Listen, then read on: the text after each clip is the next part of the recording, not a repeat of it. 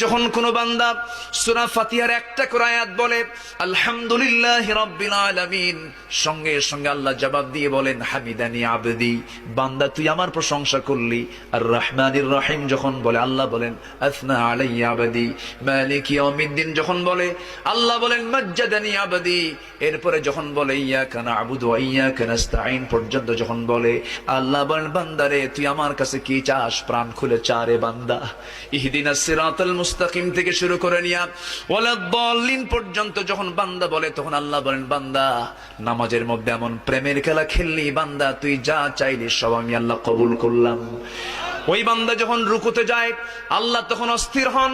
ওই বান্দা যখন সিজদায় যাওয়ার জন্য প্রস্তুতি নাই, সমস্ত ফেরেশতাকে ডাক দিয়ে বলেন ও ফেরেশতারা, এই বান্দাগুলো আমাকে দেখলো না, রাসূলকে দেখলো না, কোরআনকে দেখে হাদিসকে বিশ্বাস করে আমাকে খুশি করার জন্য তার সবচেয়ে সম্মানজনক